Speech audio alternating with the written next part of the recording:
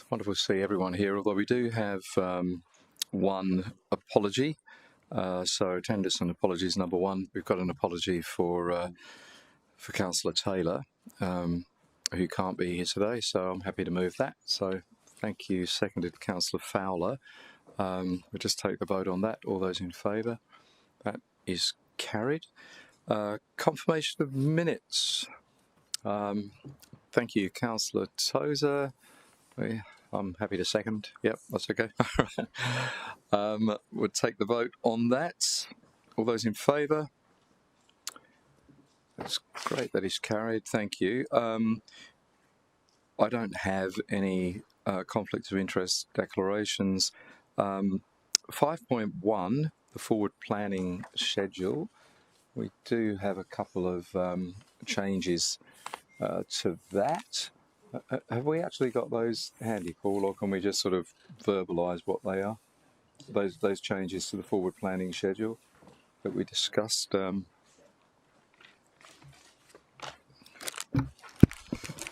you, Chair. So the item with regards to the quarterly land acquisition report has been deferred from this meeting to the next. The item in relation to nature-based tourism, which is opportunity response from the funding recommendation, has been moved from this meeting to the next. And we're also adding an additional item to the forward agenda for the next meeting, bringing a paper on the Women in Sport report, both the Women in Sport Summit. So a reconciliation of the last 3 years the City has supported and the future direction of that. Thank you, Paul. Sorry, Councillor Tozer. What month is that Women in Sport coming through to? Through you, Chair, next month. Great. If I may, Chair, we're also included in that, based on an earlier conversation today, will be an update on the Change Rooms program as well.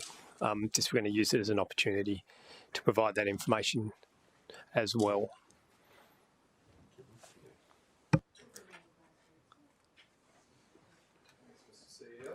Thank you. All right. So with those changes, we've got a mover for the.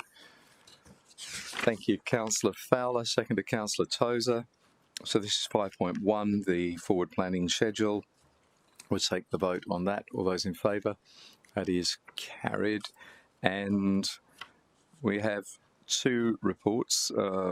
The first one of which is in open session, and that is a report from Experience Gold Coast on the Arts Fund and the annual wash-up of that. So I'm going to invite in Yamala and John.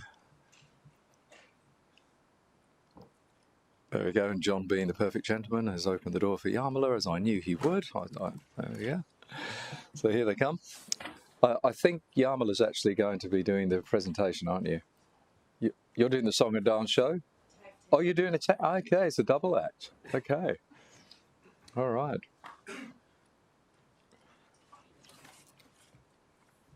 Welcome, John. Thank you. Happy for me to start. We are ready when you are ready. Yeah, we're all ears. Thank you so much, Councillor Castro and Chair.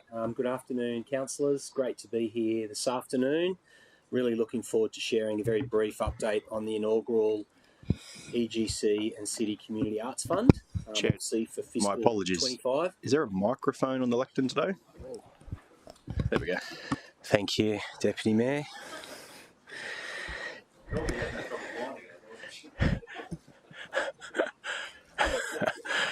Just soft blow in the ribs. As I was saying, delighted to be here this afternoon to share with you just a few slides and a few insights further to a report that we've tabled on the inaugural 2024-25 EGC Arts Fund.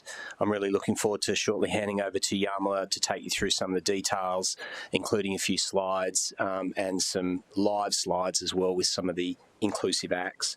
I did want to just jump to the past very quickly, just to remind us all of where the EGC Arts Fund actually came from a financial perspective, and I think the thinking behind it originally and the objectives that were set as part of that plan. So when EGC was set up and recommended by Council back in February 2023, we were asked to save and deliver $6.79 million in our first fiscal year, which was fiscal 25 that just finished in 30 June. And as part of that, we were then given access to administer the Arts Fund of 1.5 and then have access to the discretionary fund. What we've done in relation to the EGC Arts Fund is we've worked very, very clearly and closely with the City of Gold Coast. The panel itself is made up of 6 individuals that I'll cover off with you shortly, but what I thought would be very helpful is just to remind us all of what the 3 key areas that we wanted to focus on as part of the Arts Fund. So firstly, Gold Coast Stories, which is around development of new content. Gold Coast Creates, which is attracting calibre artists with a strong connection to the Gold Coast, and what we've called Gold Coast Presents, which is local works on local stages. I wanted to just take everyone through the timeline of year 1. It did start quite late in calendar 24. It didn't launch until the beginning of December. The process went through till the middle of January when the application end date was there. And then the panel, which consisted of 6 individuals, so it consisted of Yamala and myself, Fleur from the City of Gold Coast, Louise Bazina as a representative of the EGC board, and then there were also 2 others, one an industry representative from the visual arts, which was Michael Zavaros, and secondly, we brought in Mark Duckworth, who leads 3 of the festivals for EGC. So that was the panel of 6. We finalised all of the approvals that Yamal will take you through shortly by the end of February, and then really walk through the administration, invoicing and the distribution of payments over the next few months. Okay, so I just wanted to make sure that we took you through the process. I think in a perfect world, we would have liked to have started earlier than December, but I think it took some time for the city and ourselves to work out the governance, the process, and the key objectives that have been set in the service and funding agreement with EGC back in 2024. So I'm now going to hand over to Yamala, who's going to just take you through a bit more of the detail at a summary level, given that you've got all the detail that was submitted in your packs. And then at the end, Yamala and I are happy to take any questions. Thank you.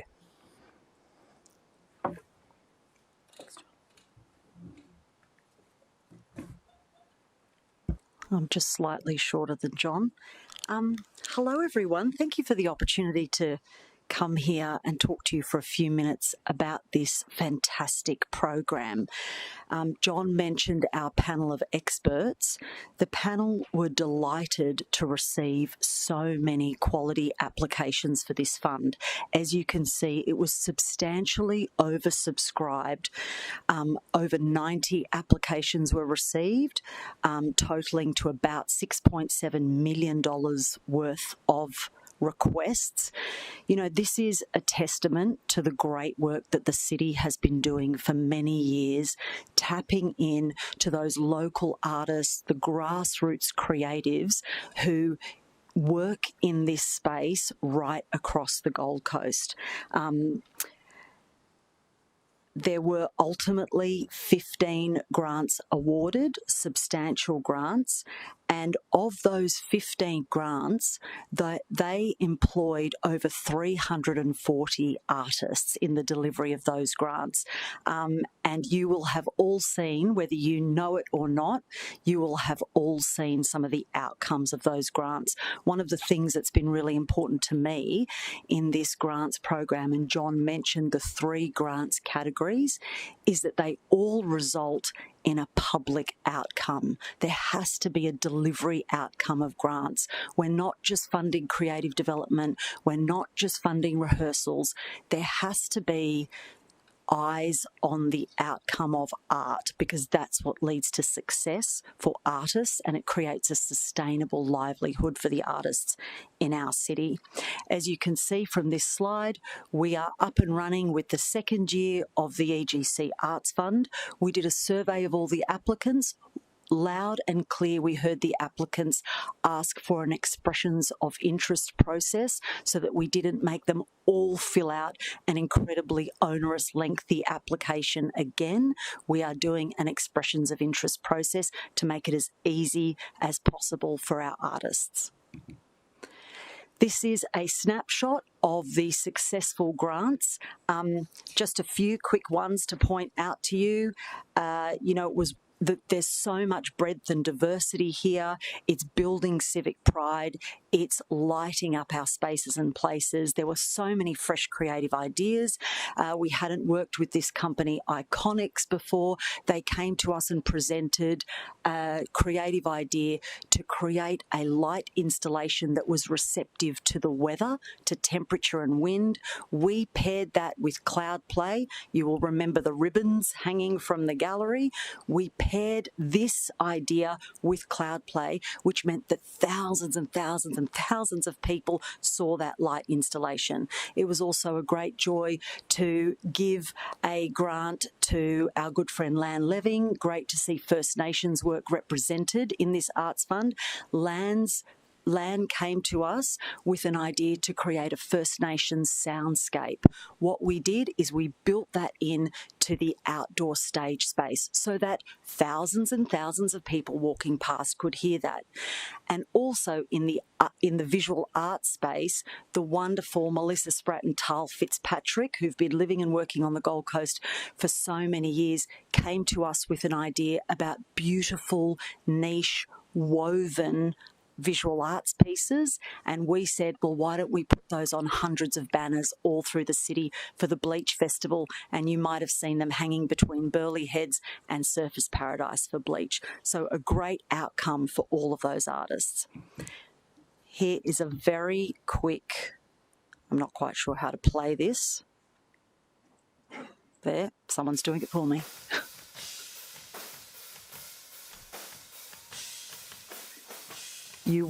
Some of you might have seen this. It was a show called Drum As You Are. This was a successful grant awarded to the Troy Wright Music School in Nerang, who presented a fantastic idea to recreate the Nirvana show that was here in 1992 at Fisho's Wharf. I wasn't here personally. Some of you might have been. I heard it was a great night, and this was a great night on the outdoor stage. 22 drummers performing to thousands of people. That was a really fantastic outcome of this grant program. And last but not least, another success story is one of our favourite bands, Selv, led by Jabba Jarrah local man Lockie Little. So everybody who knows Selv loves them. They were formed here, they perform here, they featured in Big Sound recently. By awarding them this grant, they were able to develop a massive live performance, sold out in Theatre One, full live symphony orchestra, also working with local First Nations dance company Karul Projects, and as I found out today, they've just been picked up by South by Southwest. So a great outcome for Selv, doing what we want this Arts Fund to do, which is amplifying our local artists, getting eyeballs onto their product and giving them a sustainable future by ensuring that they have significant audience and fan growth through this fund. Thank you.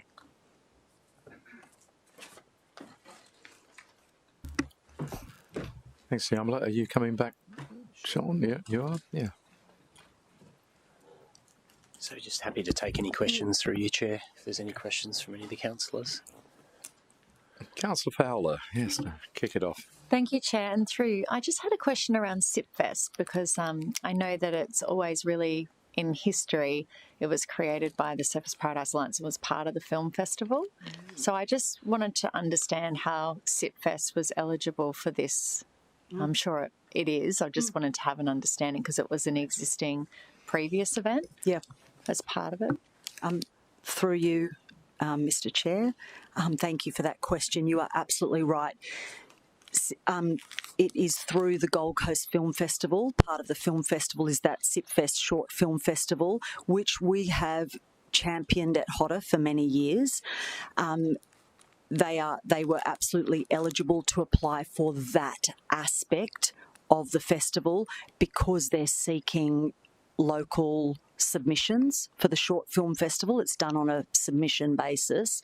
And one of the discussions with the Gold Coast Film Festival is how to make that aspect of their program financially sustainable. So we did award them, but they had a fantastic application. We awarded them a small grant in this instance, with a caveat that they need to look at ways of making their business financially sustainable outside of this grant program, which is what I expect they should be doing this year. Councillor Tozer. Yes. So, first I'd say, look, thank you. Look, obviously EGC's remit across its entire budget is very much driven by economic initiatives and an economic output. So our expectation, I think, our council is that EGC is going to be given an X amount of pool of money and that primarily the activities that you do result in an economic outcome. This is not that, very much not that. This $1.5 million is not about economic output. It's about experimental things and new things and opportunities to showcase new practitioners that maybe haven't had an audience. And I'm actually less concerned, I can't speak for every councillor, but I'm actually a bit less concerned about the economic output at all, and much more interested in the sheer diversity. The question I've got is that, did in the initial feedback you got from people who submitted, what were their thoughts about that opportunity? There was a few that didn't have big audiences, and I get that, but the pitches of those seem to be really great for promotion, which is the way that they leverage it. So. You haven't really commented on the feedback from participants. Could you give us some insight on that? Absolutely. And through you, Chair, thank you for the question, Councillor Tozer. We did an extensive survey of all the applicants after the first, at the end of this first round, and got a lot of frank and fearless feedback, as you would hope from artists. And we also just recently hosted a gathering of as many artists as possible up at the Exhibitionist Bar. There were more local artists coming together than I've ever seen. It might have been the free drinks and the free pizza at X Bar. And look, they're not backward in coming forward. What they want is more opportunities to perform outside of the Bleach Festival. So I think over time, for whatever reason, what's evolved is there's some kind of thinking in local artists that their only opportunity to get on a stage is in Bleach. And then what happens is we bring in an external fantastic high-profile artistic director like Michael Zavros, and I think they felt a little bit left out of his purview. Right. Michael Zavros was very much, which is exactly what we wanted, he was very much about Jeff Koons and Ladies Lounge and whatever. So what we're doing now with the announcement of Felix Preval as the artistic director of the Bleach Festival is we're bringing it back in-house, resting the Bleach Festival with somebody whose job is to embed themselves in the local community. Yes. Not fly in, fly out, not come from some hot position somewhere else, but embed themselves, get to know those local artists and spread their performances and their engagement across the whole year, not just in Bleach Festival. And I think that is something that we have to work really hard to do. I don't just want to see local artists in the Bleach Festival. I want to see them all year. Yeah, I think that's definitely some feedback I've received as well. And I'm kind of running the arts and culture piece inside Lifestyle Committee. We kind of get a bit of feedback in that regard. You obviously, you said you had 90 applications or thereabouts. 97. Yeah, and it looks like there was about 15 chosen. Yep. That's 75 or more people that missed out, which I think is a challenging Pretty prospect. Heartbreaking. It is heartbreaking, yeah. So my next question is there plans, obviously this is the first year we did it, there's a bit of room to move potentially in the next year. Is there a capacity for us to segment that 1.5 into large and small activities? So it occurs to me that maybe out of those 75, 80 that missed out, some of those might have been smaller experimental activities, maybe in that 5 to 15 grand mark, as opposed to the what looks like a 30 to to 270. Yeah. Absolutely. Look, you're it's like you've been eavesdropping in my office. Like Not in your office. No, just in the community. No, look, you're absolutely right, Councillor Tozer. What we wanted to do in the first year is give grants that were impactful, Yes. that really allowed those artists to make a huge leap and do something that they otherwise couldn't have done, because there's a lot of things that you just can't do with the 10 or 15K, that once you get given 100, it's a real game changer. What we're doing now is constantly going back through this database of applicants and engaging them for many other things. As you will have seen, we've just had Kids Takeover at Hodder, where we've had dozens and dozens and dozens of artists perform. Some of those that we've engaged and paid separately from our BAU P&L were applicants to the Arts Fund that have now come to light and we've engaged separately. In this next round that's currently open, we've got some new members of the team who are taking a fresh look at it, and I think what you're saying is absolutely an area that we're moving to, which is how can we spread these grants a bit more broadly? You know, how can we have more people receiving grants? And is there any, it's obvious in the report that the focus was taking that $1.5 million that allocated and resourcing Hodder and EGC related activities and entities. Is there any scope for the Arts Fund to bolt on to other events like, for instance, Swell, which is not an EGC kind of activity? Help us. If I can, Chair, just sort of answer some of Councillor Tozer's questions a little bit further. I think one point I'd like to make is that everything that the city asked of EGC and the panel to do in year one was delivered. Yes.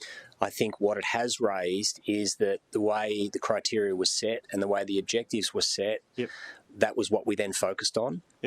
I think it then becomes a question of choice. Do we want to continue to use the Arts Fund in the same way, or look at breaking it into different segments? What you then may do is dilute it and have more applicants successful with smaller pots of money, or the city, through this committee and the full council, could then consider other ways in which you might like to look at it. I think the challenge will be, right now we've delivered against the objectives that were set. But your question is 100% right. I think there were decisions that were taken against some sort of smaller local grassroots artists who were more infantile or wanting to sort of get their first small opportunity, early stage, but were deemed against criteria not to be ready yet. Got it. So you're absolutely right. So I think our position would be that we delivered everything that we were asked to do. The panel had a city representative. We were very aligned to the city's objectives and we've delivered to those. But I think your question is a broader question, really. The solution is, do you leave the Arts Fund as it was set to do and build something for smaller local artists? Or do you change the remit of the EGC Art Fund? Right. And so the remit of the EGC Art Fund, as you've kind of described it is primarily designed to augment and amplify things that are happening inside the EGC remit? Not technically in EGC. No? I would like to say that, EGC is doing it for and on behalf of the city. I think what it allows through the EGC lens is that we are able to use our tentacles and our relationships to augment and build out the biggest pieces of content that we have that have the largest economic impact. But equally, we're very, very focused on Gold Coast artists, making sure that the predominant focus is around Gold Coast and development of Gold Coast artists and giving them opportunities that without this, they wouldn't have an opportunity to come and present and be a part of some of the sort of content that we've shared. Yeah, so I suppose I'm trying to think of great examples that, we're in an application phase right now. If an organisation like the Mudgeeraba Show Society, who rarely ever does music at their event, they do cows and pig races and equestrian and all sorts of great things that happen to the Mudgeeraba Show, which is quite unique. But if they wanted to do a local Gold Coast kind of country music type of activity, that would actually meet potentially meet the criteria, not to say whether it would be successful or not, but that it actually meets the criteria, even though they're not an entity that could do anything at your venues. 100%, you're correct. And I think the other thing that we're wanting to see in year 2 is that we're not there to... Can I just check, are we in open still? We are in Chair? You know, I think what we're wanting to see in year 2 is more new content. I wouldn't want anyone to be thinking that we're going back to the same group of artists and looking to support the same group. This is about creating investment into encouraging new artists and existing artists that need support to go from whichever level they're at up to the next 1 or 2 levels that they're sitting at presently. Got it. So my last question is actually through you, Chair, to maybe the CEO. Is there anything in the grant programs that have already been offered to entities like the Mudgebar Show Society and Swell that would prevent them from coming up with a new idea that relates to creative growth, or, you know, that maybe meets the eligibility criteria for EGC's Arts Fund? Would it prevent them from receiving funding in that fashion?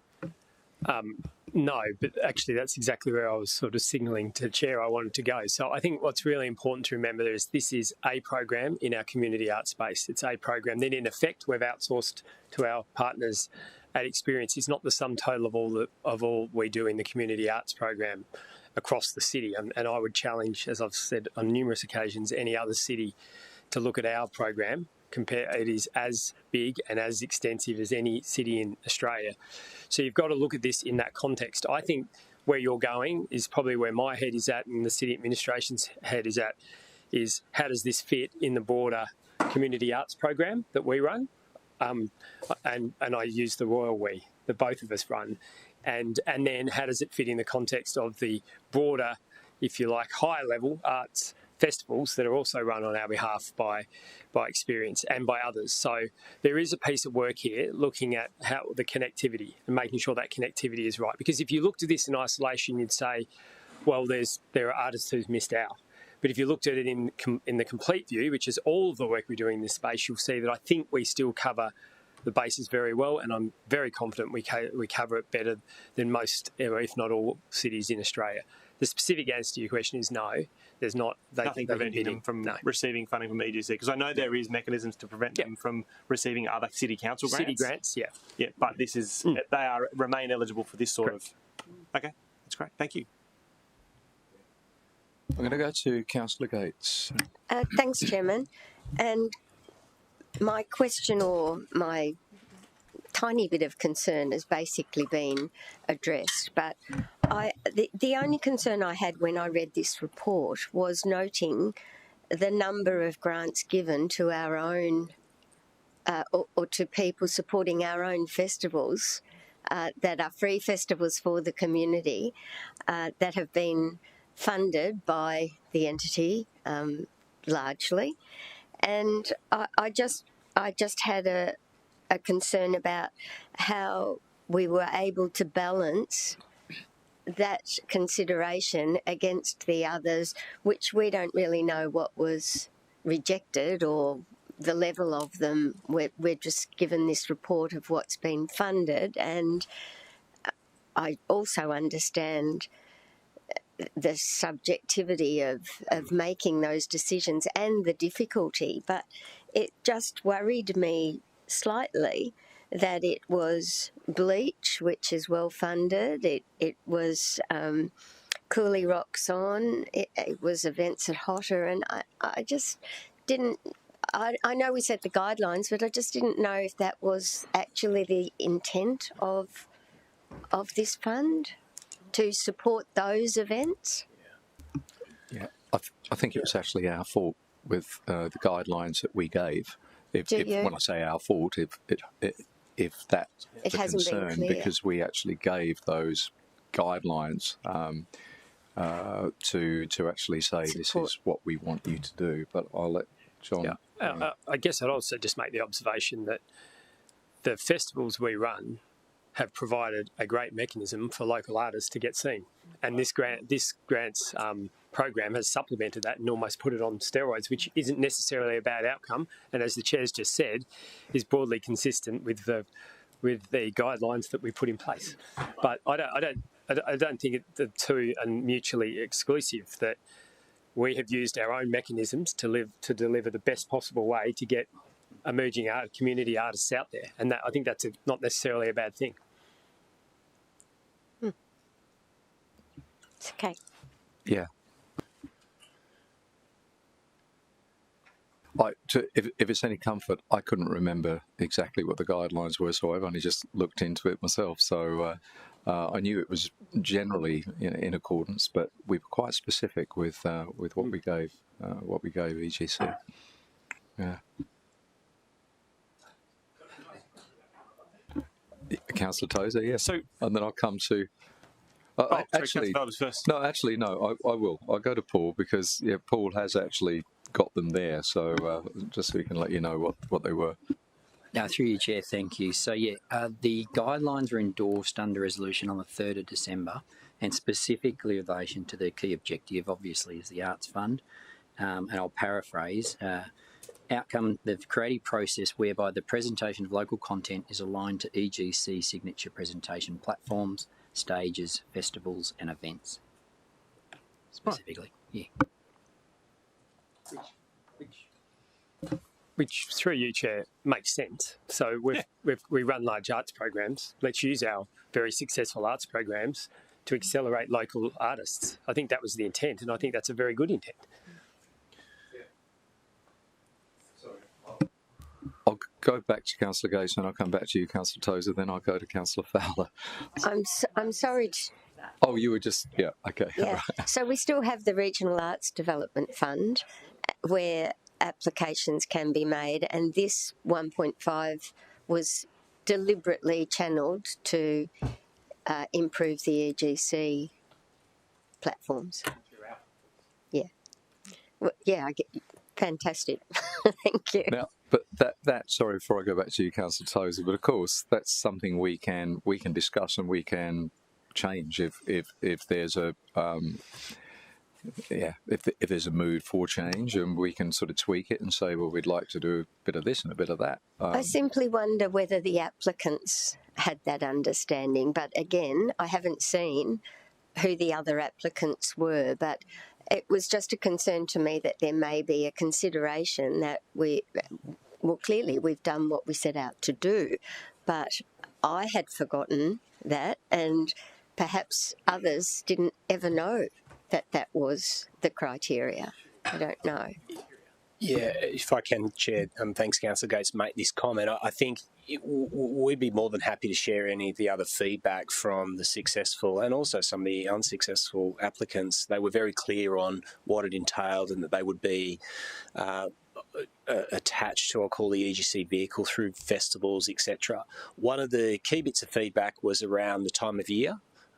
They felt it was a little bit late launching in December, which we concur with. But the second piece was so much of the interest was driven by being a part of big festivals and being able to say, hey, I played at Bleach, or I was a part of this festival, because for artists that are wanting to grow and build their, their own brand and their own value proposition, it always has to start at an act, at a show or a festival. So much of that interest actually comes from that very point. And I think the breadth of EGC that we do on behalf of the city and you all is linked exactly to that attraction. And that's what attracted so many of the applicants to be a part of it and be able to say, I played here, or I was a part of that festival and I was on the same stage as Act X or Act Y. Thank you very much for the explanation. And I hope you don't think I was being critical. I just wondered how balanced consideration was given the extent, but now I get it. Thank you. Councillor Tozer. So my first question, I want to just go down the line of the guidelines. So the guidelines are what they are right now. By what mechanism could council adjust those guidelines slightly to potentially allow for 1/3 of the total allocated to be in non-EGC locations? I actually think those guidelines are actually really important. One thing that EGC has is audiences. Like Groundwater has 100,000 people turning up on a given day, and that's really great audience. Say what you might like to think about Hotter, but there's audiences coming and going who are interested in arts all the time, and so there's a sense of momentum building about the versatile outdoor stage being a great space. So my question is, can we change those guidelines, and when can we change those guidelines? How by what mechanism do we do it? Do we want to? I've mentioned If we want to, yeah, because if Councillor you Gates might not want to. As So I I've say, there mentioned- may be an appetite, there may not, but yeah. I'm sorry, through you, Chair. I've mentioned in this round that at the full meeting we'll be discussing a very minor but important review into the entities, and that is going to happen over the next few months. I'm happy to ensure that that's included in that review. That review, as I said it in open earlier, that it's about, given that the entities have been in place for 12 months now, one has, and EGC's just going up to 2 years, that we're going to have a look to make sure we've got the balance of responsibilities, KPIs, and make up right of those entities. I'm very happy for it to be included in that review. I think that makes sense, and the idea of that review is that it will come back to Council in the new year to take effect for in the next budget round, submission round. Great. So I suppose what I'm proposing, and it doesn't need to be resolved today, is the idea that something like HOTA Presents or EGC Presents at locations that are kind of unorthodox and non-EGC locations, I think has a profound benefit. If the 20,000 people that turn up to the Mudgeerba show when it happens were to see a country lineup and it was presented by HOTA or presented by... There's a bunch of people who just wouldn't ever think to go to HOTA, who are out in the hinterland riding horses every day, that we're actually getting into an audience. And horse owners are all affluent people. You know, they've got enough money to go to HOTA as well and dine in pallet, but they're not asked, they're not invited to go. And so I think there's a potential here for us to try to leverage that. That's kind of what I'm getting at. So there was one other question I had before I move on. Sorry, you want to comment on that? So the guidelines don't preclude that exact thing from happening. And then the second point I would say is, again, it needs to be seen in the context of the whole community arts budget, which this is a slice of the city's much larger community arts budget. Yeah, but gotcha. My other question is that in the budget allocated, there was a $200,000 contingency. And the nature of contingencies is sometimes they're not used. And my question is, did we use the contingency? And if we did, if we didn't use all of it, or if there was a situation in the future where we didn't use that full contingency, could that be redeployed into next year's fund rather than it being absorbed into the, potentially back into the EGC general revenue, which I'm not sure what is happening with it. So. Yeah, through you, Chair. Thanks, Councillor Toast, for that specific question. So it wasn't actually contingency, it's actually production costs. Right. So if I'm very specific, it relates to costs associated with bringing one of the acts to the outdoor stage or to a theatre around lighting, ushers, ticketing, labour to set the show up, etc. That is not included in the grant for the artist. So if Glenn Tozer Music Band turns up and is awarded a grant, but go on. that allocation of funding is around the production cost. The reason that's actually really important to talk about is if the city decides to change the remit of how the fund is administered and we begin to take content to other areas, to call it maybe non-festivals, there would then be some production costs associated with putting some of those shows on at other venues. Got it.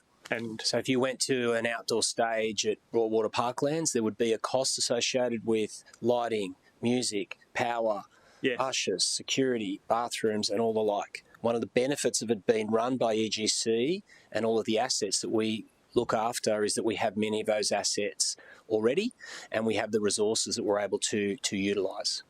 Right. And so in this cycle, that those funds that are noted in the report went to effectively back-of-house production at the Versatile Outdoor Stage or other venues? Yeah, back-of-house and some front-of-house as well. Okay. Cool. So ushers, ticketing, signage, etc. Okay. Cool. Thank you. I liked it, but I'll talk about that when I get a chance to debate.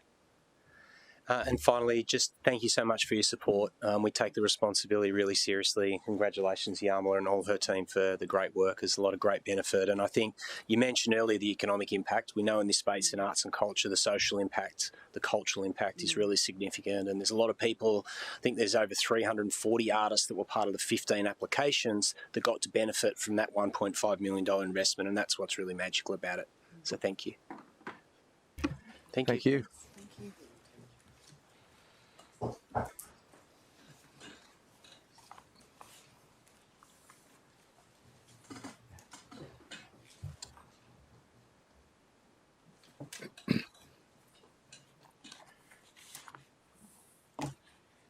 Thanks, John. Thanks, Yamala. See you soon.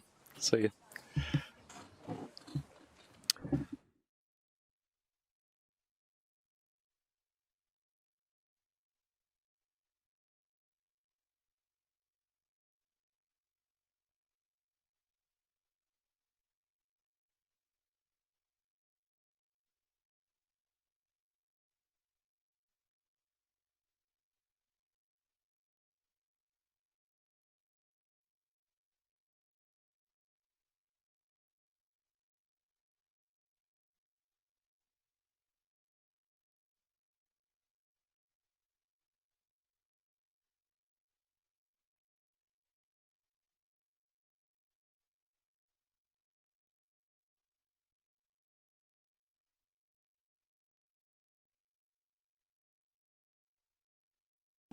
I'm sorry, I didn't have my microphone on, which is very rare for me. There we go. Bye.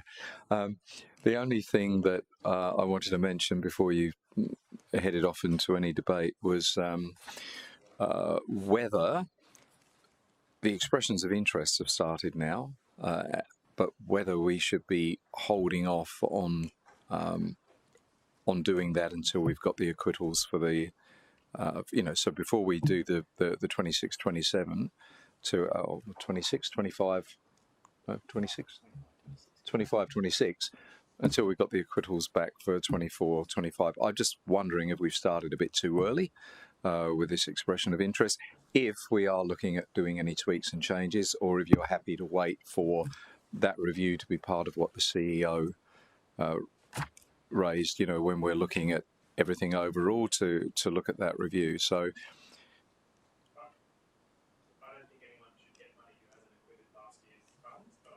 sense for an expression of interest to occur when it occurs.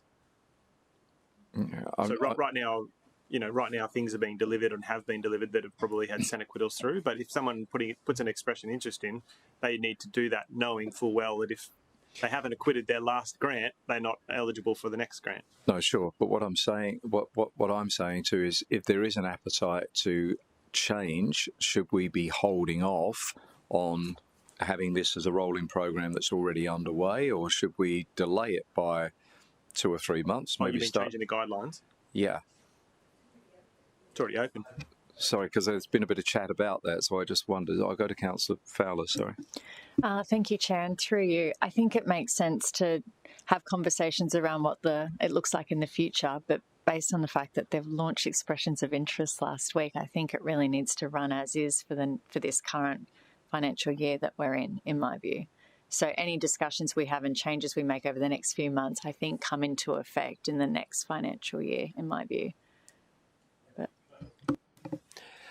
So I think my take is slightly different, which is I think everything Council has asked for is broadly consistent with the guidelines. It's just how that we interpret those guidelines. So I think what the city can do is make sure that the city, that the panel and that Experience Gold Coast get this feedback, and that and the way they interpret this next year, you've already heard them talk about them, that's going to feel slightly different. So in that discretional component of guidelines, we just make sure that our rep on that, who was Fleur, but our rep on there has really clear instructions from this group based on the conversation we've had today to ensure that we get the outcomes that we're looking for. So I'm happy for either Paul or I to go back and make sure that that feedback is provided very clearly to the panel. And I think that'll get us through this year. And then next year we'll be in a position to have reviewed the guidelines. I do agree with the sentiment, though. I think it would have been much better if we'd have had this presentation before we launched it, and that feedback has already been provided quite clearly. It's okay. I thought I'd just open it up in case there was any feelings around that. So, but yeah, what you say makes sense. So I'm happy either way. Through you, Chair, I just think we just need to be mindful of whatever criteria already exists in the public realm, and just making sure that any suggestions to people who are on the panel, it still needs to be, people are putting together submissions for expressions of interest based on criteria. So I don't think it would be fair to change it, even though I have issue with the fact it's gone before it's been acquitted for this year. Yeah. Okay. Closer off. over to you if you want to open Yeah. the debate. Yeah. Look, I thought the presentation was really interesting. I really love this idea that we're taking a small portion of the budget we allocate to Experience Gold Coast and turning that into an idea or a concept that takes innovative artistic experiences and gives them an audience or bolts them onto an audience that already exists. EDC runs some amazing events, Blues on Broad, Groundwater, a bunch of events here at the Hotter Stage, and I think their capacity to influence lots of people on their mailing list and capacity to influence people through their existing audiences, the idea that new artists or new experiences in art could be leveraged through those, I think is a really sensible idea. And I love that, the conversation today has been about artistic experience and audience development and not necessarily about economic impact. So much of what we do with Experience Gold Coast is driven by economic impact. We demand great economic outcomes, 30-1 ratios and quite heavy, we have got heavy expectations on EGC's economic outcomes, but this is all about creating new material, creating new audiences. Even the filmmakers in SIPFest, some of those filmmakers, it's the first time they've ever had a short film in a festival anywhere, and just by being in SIPFest will leverage them to be in other festivals around the world, which will build their audiences, even though they're Gold Coast-based filmmakers. I actually really love that idea, and I love the same in the music sector and the other arts proposals there. One thing I do want to comment on is that of the 15 or so applicants that were successful, there was quite a diversity in the different types of activities in there, and it wasn't just musicians, and it wasn't just performance, and it wasn't just orchestra, and there was actually lots of different types of things in there, and I liked that a lot, the fact that there is such a diverse mix. I was disappointed to see so many people knock back, like the idea that 75 to 80 people missed out. I think that's really a challenging thing, and I know that the community has fed back to me feelings of disappointment about there being so many people missing out. But I'm hoping that with some slight adjustments to the program and how we engage with it, more people can be successful next time, and the program can continue to deliver really great outcomes for art being innovative in our city and artists being innovative in our city. Well said. Councillor Fowler, did you want to add anything there, or are you quite...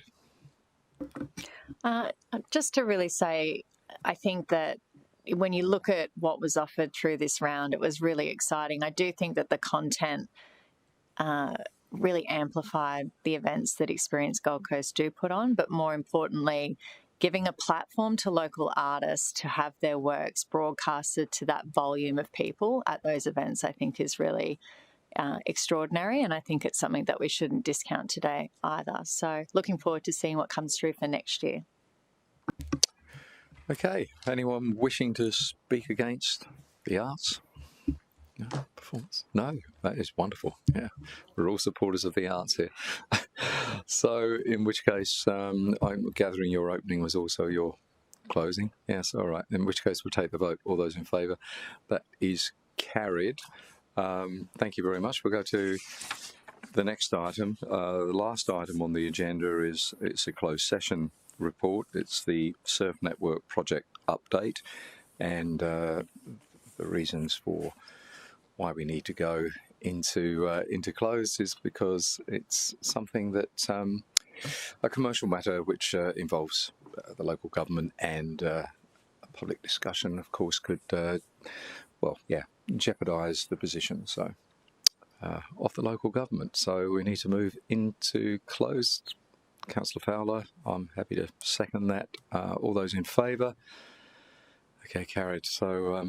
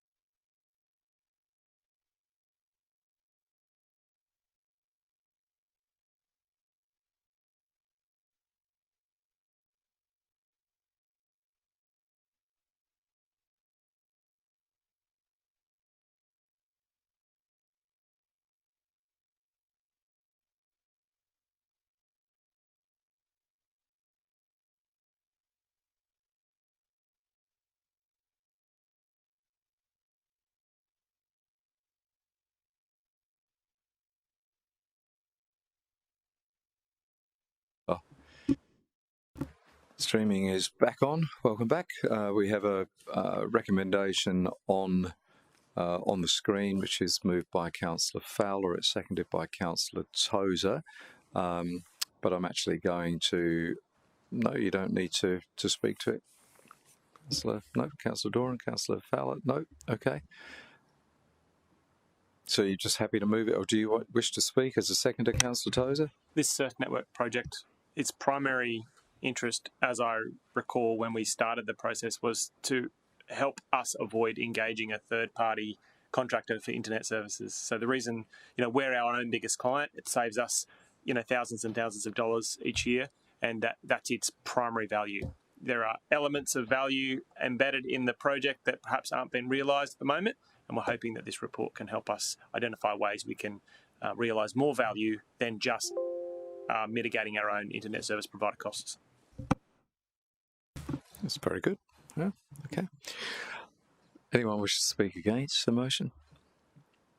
Okay, in which case we'll put it to the vote. All those in favour? That is carried. Thank you so much. I don't have any general business that anyone has raised, so given there is no further no general business, I would declare the meeting closed at 14:20.